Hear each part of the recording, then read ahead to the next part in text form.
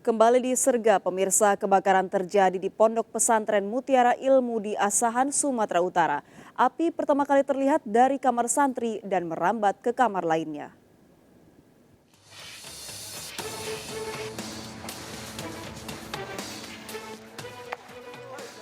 Petugas damkar berupaya memadamkan kebakaran yang melanda Pondok Pesantren Mutiara Ilmu di Jalan HM Yamin, Asahan, Sumatera Utara. 2 unit mobil damkar dikerahkan ke lokasi.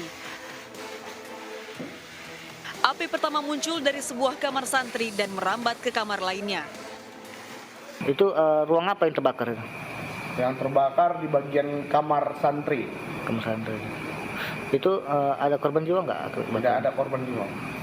Ada berapa ruang yang terbakar? Ada 3 ruang. Ada 3 ruang. 2 rumah terbakar. Tak ada korban jiwa dalam peristiwa ini. Belum diketahui penyebab kebakaran. Dari Asahan, Sumatera Utara, Ulil Amri melaporkan. Terjatuh dari motor, jerigen berisi 20 liter BBM milik penjual bensin eceran terbakar di Tiga Raksa, Tangerang, Banten. Pengendara yang melintas panik melihat kobaran api.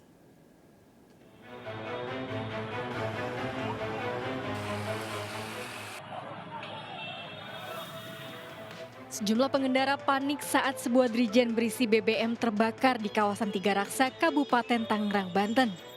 Kobaran api cukup besar menutupi hampir seluruh badan jalan. Menurut saksi, peristiwa berawal saat penjual bensin eceran membeli 3 dirigen BBM di SPBU Mustika Tiga Raksa. Saat keluar dari SPBU, dirigen yang diletakkan di bagian depan motor jatuh dan terbakar karena mengenai busi sepeda motor. Korban dan motornya selamat setelah ditarik oleh warga ke pinggir jalan. Dia ada orang isi bahan bakar, keluar dari pom, nah jatuh si dirigennya. Habis beli pertama, jatuh.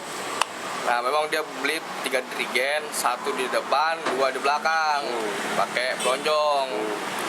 Nah jatuh, ada percikan dari busi motor, langsunglah jadi kebakar.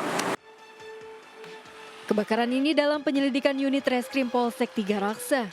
Dari Kabupaten Tangerang, Banten, Aimarani, iNews melaporkan.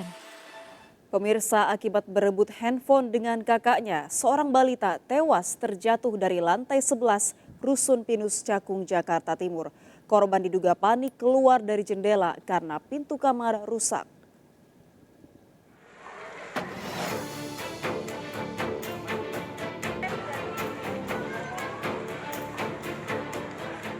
Warga Rusun Pinus Elok Tower C Panggilingan Cakung, Jakarta Timur dikejutkan dengan seorang balita tewas jatuh dari lantai 11. Korban ditemukan di sekitar taman dengan luka di kepala.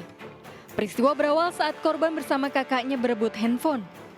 Korban yang mendapat handphone kabur ke dalam kamar dan mengunci pintu. Namun karena kunci kamar rusak, diduga anak panik justru berusaha keluar dari jendela setinggi 1,5 meter dengan memanjat menggunakan bantal. Mengetahui peristiwa tersebut, ayah korban yang sedang mencuci berupaya mengetok pintu kamar namun tidak mendapat jawaban. Sontak ayah korban menuju lantai dasar dan menemukan korban tewas. Tiba-tiba mendengar suara gedebuk, sekiranya sampah. Setelah beliau cek ke TKP, tiba-tiba anak merebut handphone dari abangnya, dari kakaknya, dibawa lari ke kamar dan langsung mengunci pintu. Korban dimakamkan di TPU Budi Dharma Semper, Jakarta Utara. Kecelakaan ini mengingatkan kembali orang tua untuk selalu mengawasi anak saat bermain. Dari Jakarta, Rio Manik, iNews melaporkan. Pemirsa, seorang supporter tewas usai menyaksikan laga PSS Sleman melawan Persebaya di Stadion Maguwo Harjo, Yogyakarta. Korban tewas dianiaya sekelompok orang tak dikenal, diduga dari kelompok lain.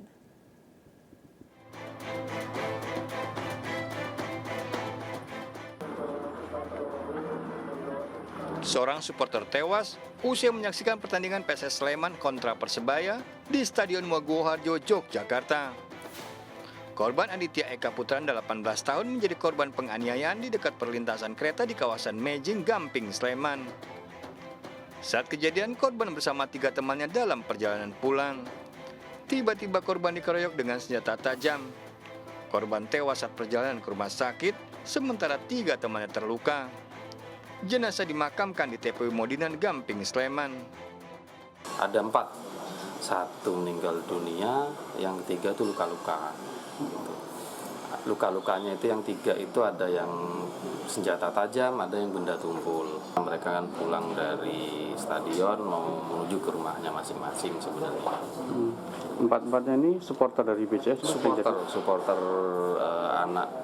anak-anak BCS. Polisi diharapkan bisa menangkap pelaku. Dari Yogyakarta, Gunanto Farhan melaporkan. Tali terputus saat diderek. Sebuah mobil terjun ke sungai sedalam 5 meter di Mojokerto, Jawa Timur. Akibatnya pengemudi yang berada di dalam mobil luka-luka.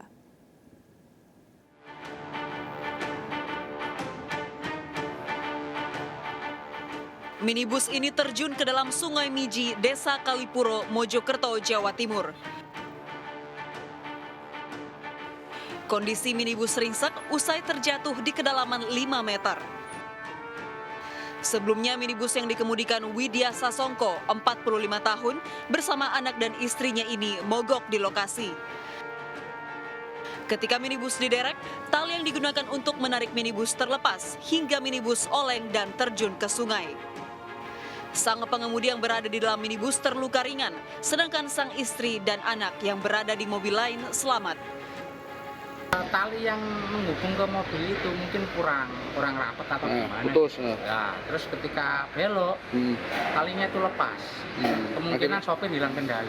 Terus akhirnya masuk Masuk ke sungai. Untuk kedalaman sungai sendiri berapa Pak, kira-kira Pak? Kurang lebih sekitar 2 meter. 2 meter lebih. Kasus ini dalam penanganan Polsek Pungging. Dari Kabupaten Mojokerto, Solahuddin, iNews melaporkan. Seorang mahasiswi menjadi korban penjamretan di kompleks perumahan di Kota Makassar, Sulawesi Selatan. Modus pelaku berpura-pura menanyakan alamat pada korban.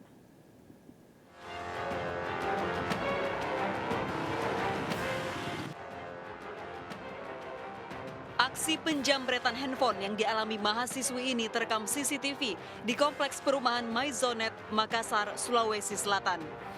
Korban yang berhenti di pinggir jalan untuk menelpon dihampiri seorang pria yang berpura-pura menanyakan jalan. Melihat korban lengah, pelaku langsung merampas handphone korban yang diletakkan di dashboard dan kabur dengan motor. Lagi menelpon, yang satu udah pakai menelpon, yang satunya di dashboard motor.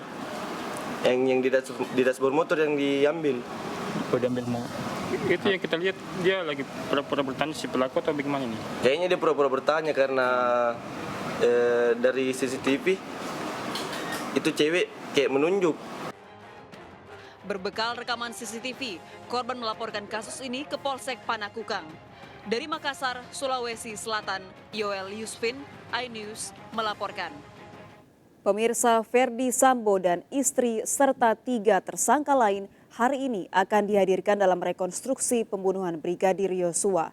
Saat rekonstruksi, rencananya 4 tersangka akan mengenakan baju tahanan.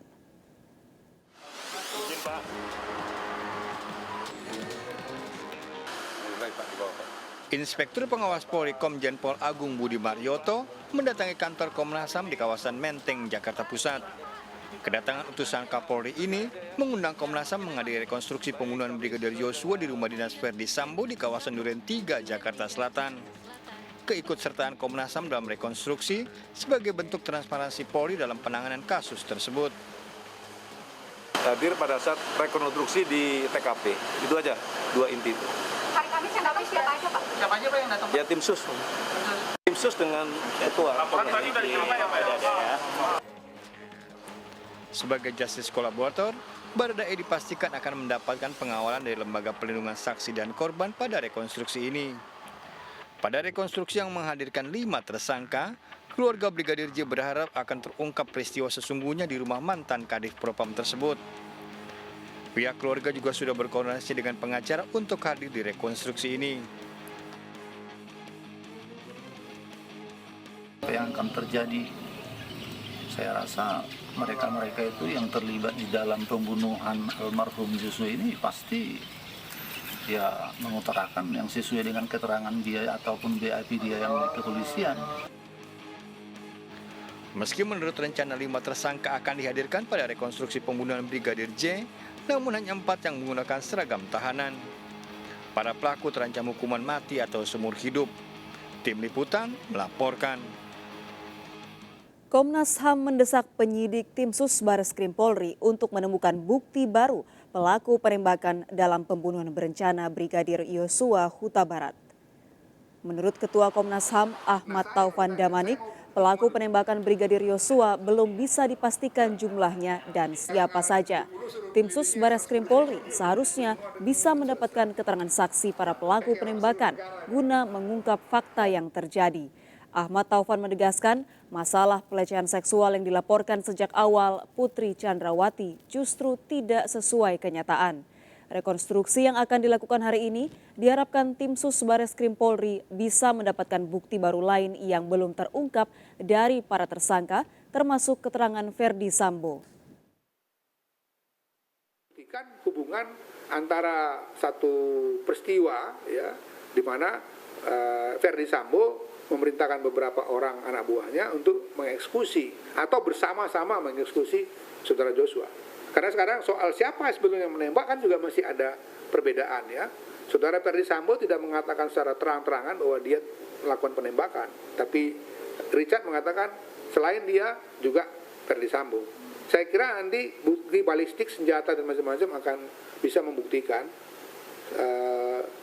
siapa sesungguhnya yang menembak. 1 orang, 2 orang, atau bahkan mungkin saja lebih dari 2 orang.